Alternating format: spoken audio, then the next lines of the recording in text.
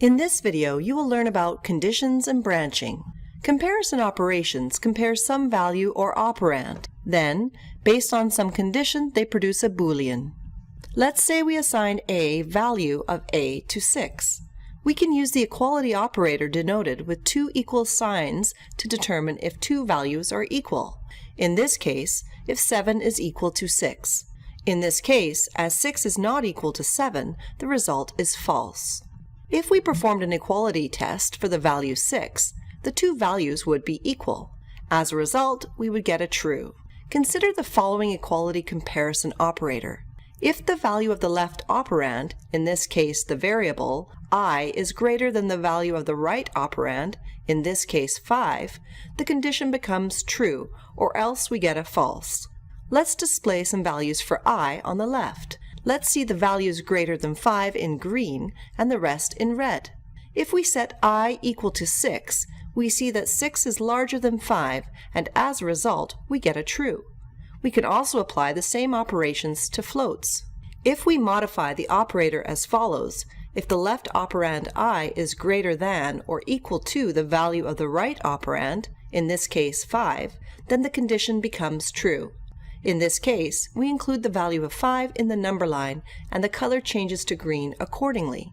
If we set the value of I equal to 5, the operand will produce a true. If we set the value of I to 2, we would get a false because 2 is less than 5. We can change the inequality. If the value of the left operand, in this case I, is less than the value of the right operand, in this case 6, then condition becomes true. Again, we can represent this with a colored number line. The areas where the inequality is true are marked in green, and red where the inequality is false. If the value for I is set to 2, the result is a true, as 2 is less than 6. The inequality test uses an exclamation mark preceding the equal sign. If two operands are not equal, then the condition becomes true. We can use a number line. When the condition is true, the corresponding numbers are marked in green and red for where the condition is false. If we set I equal to 2, the operator is true as 2 is not equal to 6. We compare strings as well. Comparing AC/DC and Michael Jackson using the equality test, we get a false, as the strings are not the same. Using the inequality test, we get a true, as the strings are different. See the labs for more examples. Branching allows us to run different statements for a different input. It's helpful to think of an if statement as a locked room. If the statement is true, you can enter the room, and your program can run some predefined task. If the statement is false, your program will skip the task. For example, consider the blue rectangle representing an AC/DC concert. If the individual is 18 or older, they can enter the AC/DC concert. If they are under the age of 18, they cannot enter the concert. Individual proceeds to the concert. Their age is 17, therefore, they are not granted access to the concert, and they must move on. If the individual is 19, the condition is true. They can enter the concert. Then they can move on. This is the syntax of the if statement from our previous example. We have the if statement. We have the expression that can be true or false. The brackets are not necessary. We have a colon. Within an indent, we have the expression that is run if the condition is true. The statements after the if statement will run regardless if the condition is true or false. For the case where the age is 17, we set the value of the variable age to 17. We check the if statement. The statement is false. Therefore, the program will not execute the statement to print "you will enter." In this case, it will just print "move on." For the case where the age is 19, we set the value of the variable age to 19. We check the if statement. The statement is true. Therefore, the program will execute the statement to print "you will enter." Then it will just print "move on." The else statement will run a different block of code if the same condition is false. Let's use the AC/DC concert analogy again. If the user is 17, they cannot go to the AC/DC concert, but they can go to the Meatloaf concert represented by the purple square. If the individual is 19, the condition is true. They can enter the AC/DC concert. Then they can move on as before. The syntax of the else statement is similar. We simply append the statement else. We then add the expression we would like to execute with an indent. For the case where the age is 17, we set the value of the variable age to 17.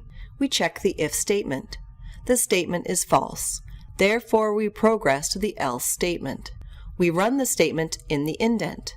This corresponds to the individual attending the Meatloaf concert. The program will then continue running.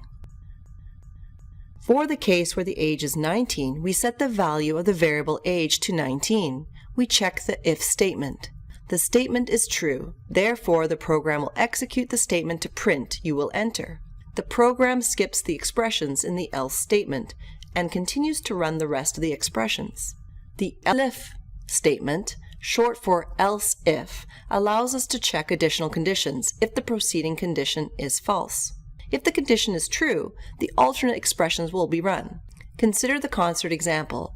If the individual is 18, they will go to the Pink Floyd concert instead of attending the AC/DC or Meatloaf concerts. The person of 18 years of age enters the area as they are not over 19 years of age. They cannot see AC/DC, but as they are 18 years, they attend Pink Floyd. After seeing Pink Floyd, they move on. The syntax of the else if statement is similar. We simply add the statement else if with the condition. We then add the expression we would like to execute if the statement is true, with an indent. Let's illustrate the code on the left. An 18-year-old enters. They are not older than 18 years of age. Therefore, the condition is false. So the condition of the else if statement is checked. The condition is true. So then we would print "go see Pink Floyd." Then we would move on, as before. If the variable age was 17, the statement "go see Meatloaf" would print. Similarly, if the age was greater than 18, the statement "you can enter" would print. Check the labs for more examples. Now let's take a look at logic operators. Logic operations take Boolean values and produce different Boolean values. The first operation is the not operator. If the input is true, the result is a false. Similarly, if the input is false, the result is a true. Let A and B represent Boolean variables. The OR operator takes in the two values and produces a new Boolean value. We can use this table to represent the different values. The first column represents the possible values of A. The second column represents the possible values of B. The final column represents the result of applying the OR operation. We see the OR operator only produces a false if all the Boolean values are false. The following lines of code will print out. This album was made in the 70s or 90s, if the variable album year does not fall in the 80s. Let's see what happens when we set the album year to 1990. The colored number line is green when the condition is true, and red when the condition is false. In this case, the condition is true. Examining the second condition, we see that 1990 is greater than 1989, so the condition is also true. We can verify by examining the corresponding second number line. In the final number line, the green region indicates where the area is true. This region corresponds to where at least one statement is true. We see that 1990 falls in the area. Therefore, we execute the statement. Let A and B represent Boolean variables. The AND operator takes in the two values and produces a new Boolean value. We can use this table to represent the different values. The first column represents the possible values of A. The second column represents the possible values of B. The final column represents the result of applying the AND operation. We see the OR operator only produces a true if all the Boolean values are true. The following lines of code will print out. This album was made in the 80s if the variable album year is between 1980 and 1989.